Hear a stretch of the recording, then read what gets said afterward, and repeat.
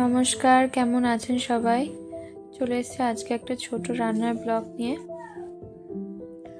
আজকে শনিবার, আজকে আমাদের নিরামিষ। আজকে রান্না করব পটল আলুর তরকারি আর ঝিঙে আলুর তরকারি।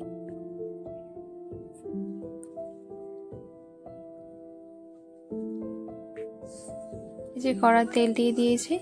এবার পটলগুলো আলাদা করে কেটে রাখা আছে, সেগুলো আমি হালকা করে ভেজে নেব নুন আর হলুদ দিয়ে। যে কেটে রাখা পটলগুলো আমি কড়াইয়ের মধ্যে তেলের মধ্যে দিয়ে দিলাম। পটলের গায়ে হালকা হালকা সবুজ সবুজ যে খোসাগুলো আছে সেগুলো আমি রেখে দিয়েছি, সবটা তুলে নিই, কারণ এর টেস্টটা অনেকটাই বেড়ে যায়। যে নুন আর হলুদটা আমি পটলের মধ্যে দিয়ে দিলাম, দিয়ে হালকা করে ভেজে আমি লাল লাল করে পটলগুলো তুলে নেব।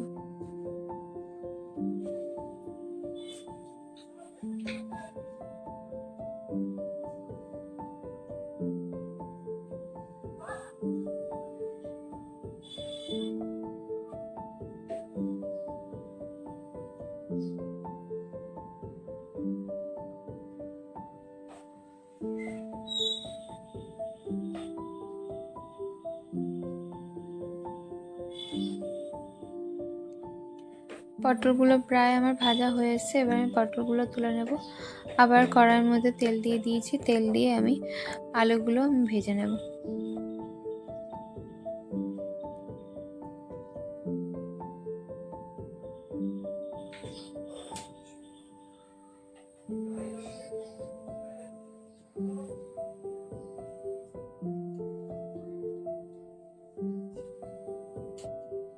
পাঁচ ফোড়ন দিয়ে দিলাম। পাঁচ ফোড়ন দিয়ে আমি আলুগুলো দিয়ে ভেজে নেব।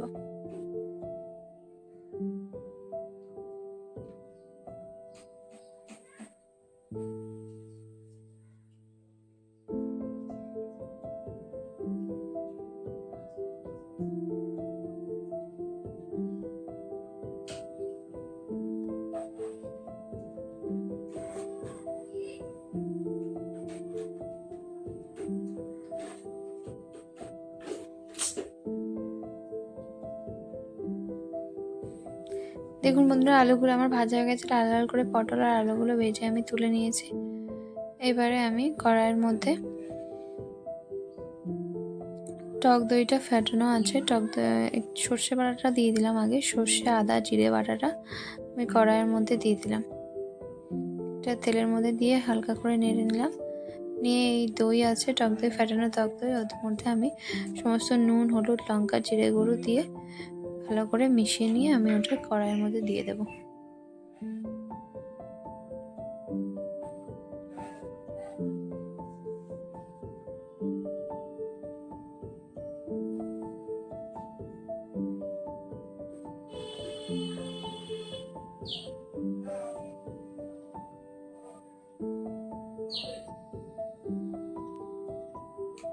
এই যে কড়াইয়ের মধ্যে আমি দিয়ে দিলাম।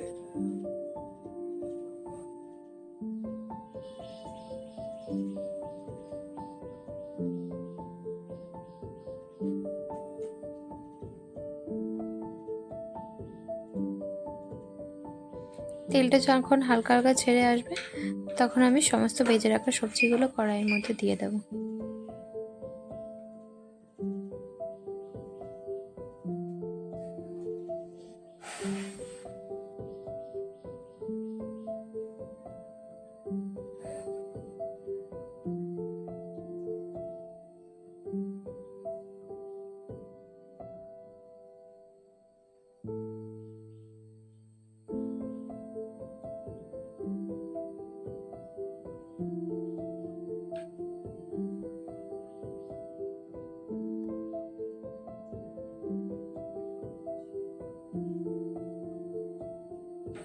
ভেজে রাখা আলু আর পটলগুলো আমি টক দইয়ের মধ্যে দিয়ে দিলাম। টক দইটা ভালো করে কষিয়ে নিয়েছিলাম, তেলগুলো ওপর দিয়ে ছেড়ে ছেড়ে এসেছিলো। এখন আমি সমস্ত সবজিগুলো দিয়ে ভালো করে মিশিয়ে নেব।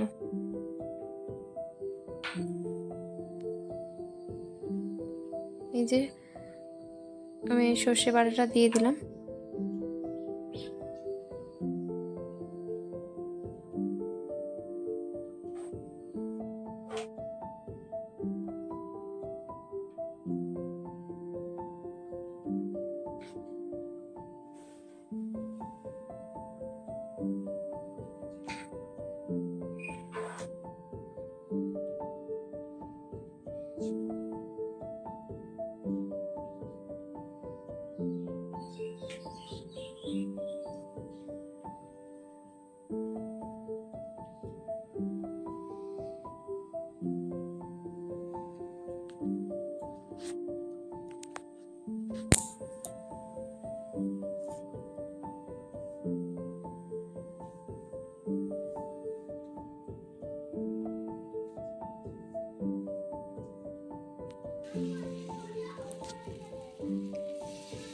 এবারে আমি শিল দেওয়া জলটা কড়াইয়ের মধ্যে দিয়ে দিলাম, সমস্তটা ভালো করে আমার কষিয়ে তরকারিটা প্রায় হয়ে যাওয়ার পথে এসছে।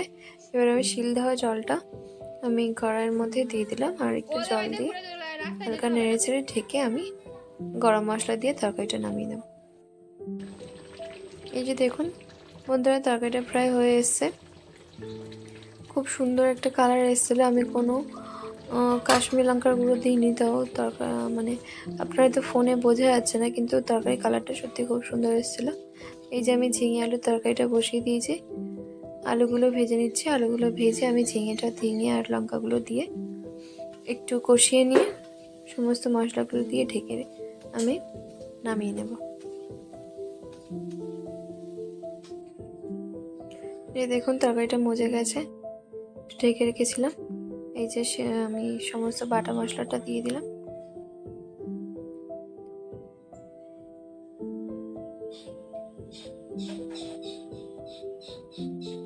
আমার রান্না কেমন লাগলো প্লিজ আমাকে কমেন্ট করে জানাবেন। এই যে দেখুন পটলের তরকারি হয়ে গেছে।